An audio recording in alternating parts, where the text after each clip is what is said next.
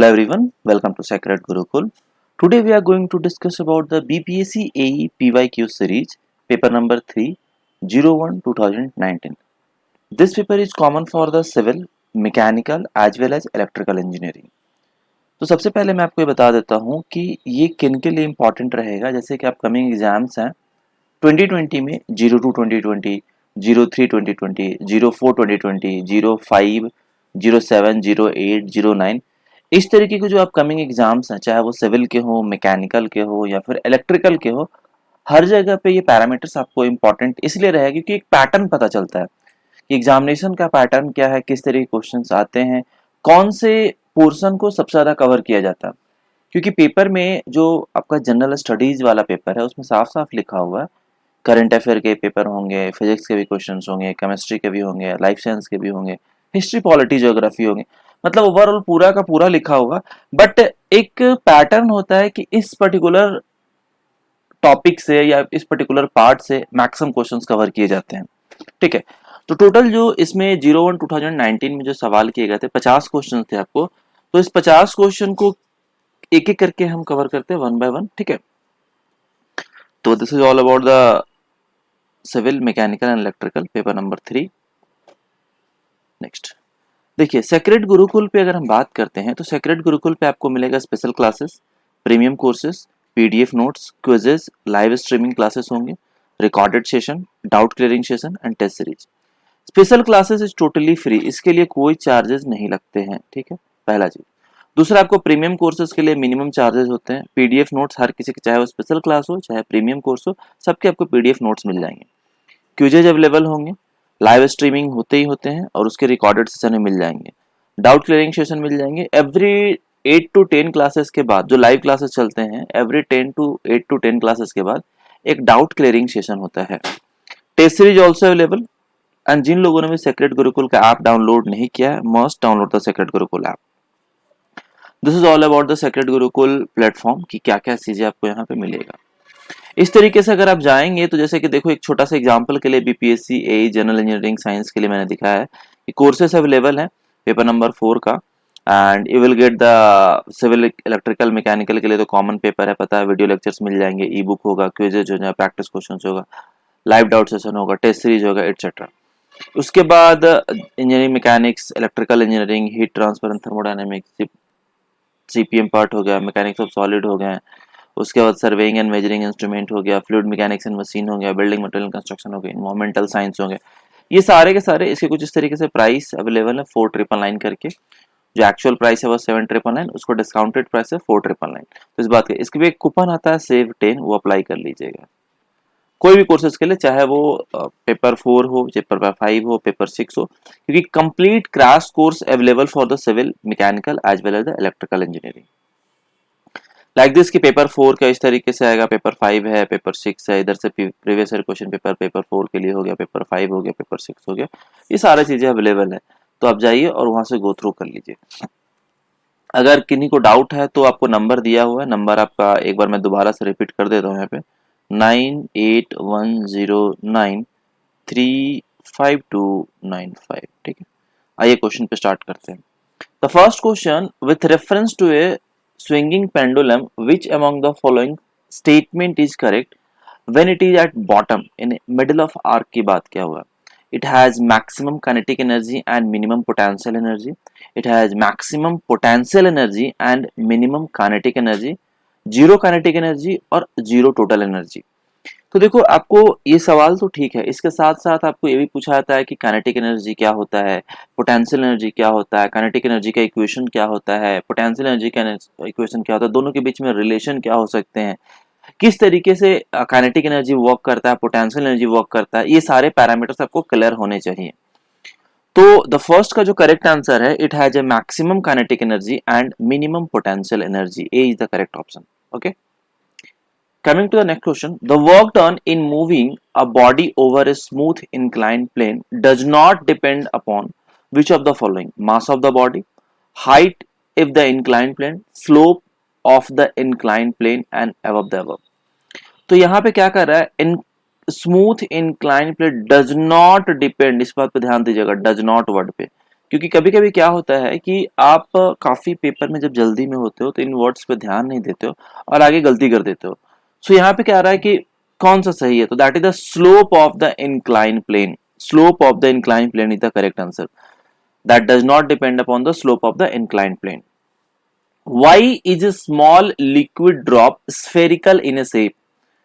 Due to the surface tension, low viscosity, hydrogen bonding and low density. Fluid mechanics में आपने पढ़ा होगा जो स्फेरिकल शेप होता है या फिर बबल के फॉर्म में होते हैं या फिर आपको जेट के फॉर्म में होता है, only due to the surface tension. तो A is the correct answer. क्या हो जाएगा? Only due to the surface tension, that is the A is the correct answer. In which of the following cases a concave mirror will form a virtual and erect image? When object is placed in infinity, object is placed at focus, object is placed या object in between the pole and focus and none of the above.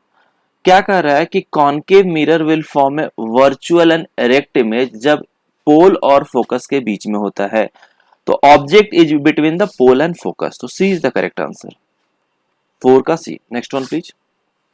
The fuse in electrical circuit has low resistivity and high melting point, high resistivity and low melting point, low resistivity and low melting point, high resistivity and high melting point. Electrical का सवाल है, basic electrical engineering कह लीजिए या फिर आपने जो 11th-12th में जो इलेक्ट्रिकल पढ़ा है बेसिक ऑफ इलेक्ट्रिकल्स, उसमें है कि that is the high resistivity and low melting point. तो B is the correct answer, 5th का B. Next one. Which of the following statement about the magnetic field line is incorrect? Magnetic field line never intersect, magnetic field line never emerge from a point, magnetic field line are completely straight, और magnetic field line can meet to form closed loops। तो इसमें ये जो correct इसका option है वो ये है कि magnetic field line never emerge from a point। This is the correct, B इसका सही आंसर है। ठीक है, magnetic field line never emerge from a point.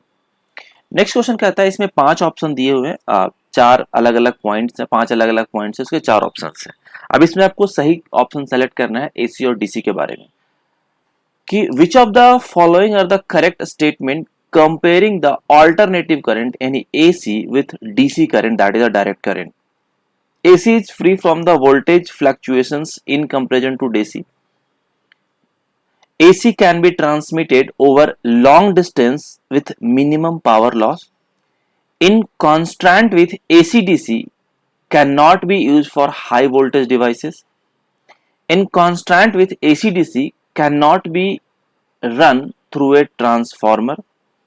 In contrast with AC/DC cannot be used in metal plating applications. तो देखो first one तो इसका wrong है, फर्स्ट वन तो इसका रॉन्ग है, चलिए ठीक है। सेकेंड वन करेक्ट है, थर्ड वन भी सही है, फोर्थ वन भी सही है, लेकिन फिफ्थ वन रॉन्ग है। तो इसमें सही कौन सा होगा? 2 3 4, तो ये 2 3 4 सही है, यानी कि D is the correct answer. ठीक है, D is the correct answer for AC DC के लिए। विच of the following statement about the gamma ray is incorrect? Gamma ray travel in A vacuum with the speed of light, gamma ray have the least penetration power, gamma ray have the least ionizing power, gamma ray are neutral। तो gamma rays के बारे में discuss करना है कि gamma ray have a least penetration power. अगर हम gamma ray की बात करते हैं अल्फा बीटा गामा, तो गामा रे में जो पेनिट्रेशन पावर होता है सबसे कम होता है। Next one please. Due to which of the following phenomena the coloured gases appear white when caused into the fine powder, when crushed into the fine powder? Total internal reflection, diffraction, scattering और refraction। तो physics का सवाल है, ये physics का question है। तो due to the scattering, कि due to scattering phenomena the coloured gases appear white when crushed into the fine powder. तो सी इसका सही आंसर हो जाएगा। ठीक है, next one please. The substance where the strong magnetism is generated in the same direction of the applied magnetic field are called what? paramagnet substances, diamagnet substances, ferromagnet substances, और none of the above. जो substance है where the strong magnetism is generated, that is the ferromagnetic substance. Ferromagnetic substance, and C is the correct option. When a tube light breaks, a cracking sound is produced because of what? Pressure inside the lamp is less than the atmospheric pressure, यानी कि ATM pressure. Pressure inside the lamp is more than the atmospheric pressure. The lamp is filled with reactive gases और the lamp is filled with mercury vapor. देखो सी और D तक कोई option है नहीं, pressure का फर्क होता है, इनसाइड और आउटसाइड का प्रेशर का डिफरेंस होता है. तो आपको ये जानना है कि अंदर का जो प्रेशर होता है वो कम होता है या ज्यादा होता है. तो pressure inside the lamp is less than the ATM pressure या फिर एटमॉस्फेरिक प्रेशर, इसीलिए वो आवाज करता है टूटने पे. तो A is the correct option. When the bee sting, immediately a paste of lime is put on a sting because of what? Bee sting contains formic acid and gets neutralized with CaO. Bee sting is made of a base.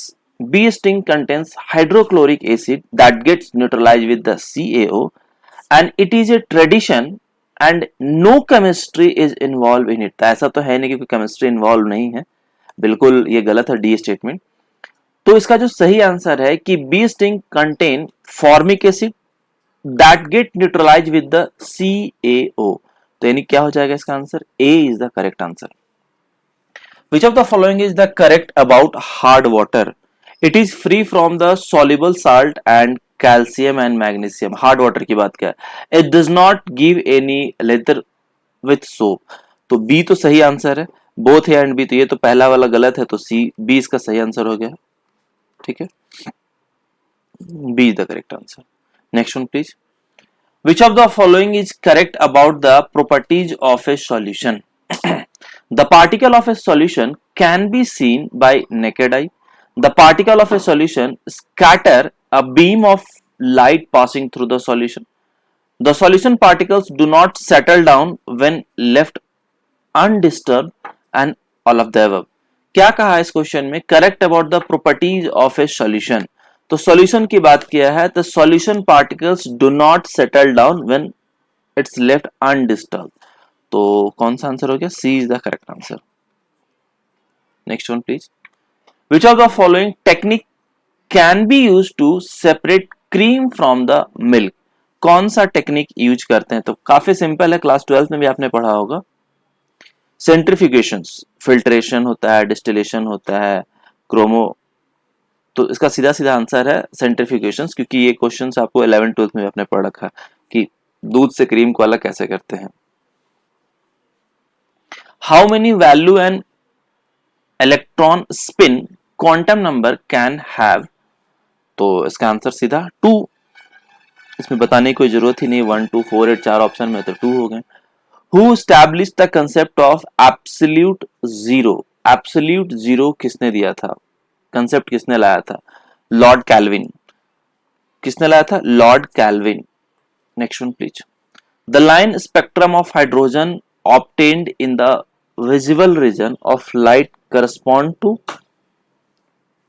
Lyman series, Balmer series, Paschen series और Brackett series.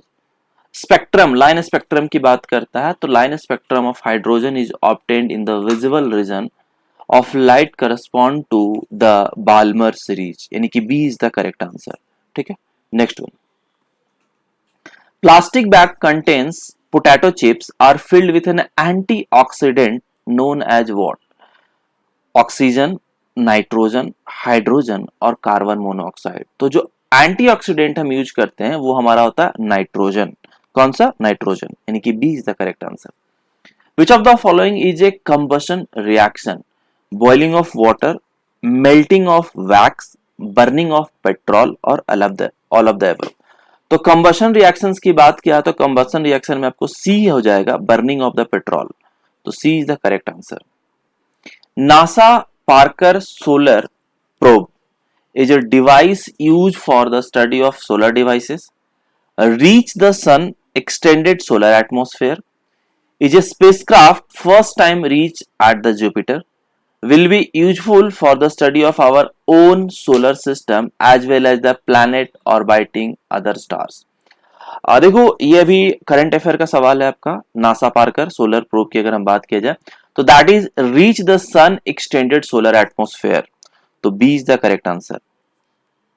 Next one, the Nobel prize in the field of physics for the year 2021 was given.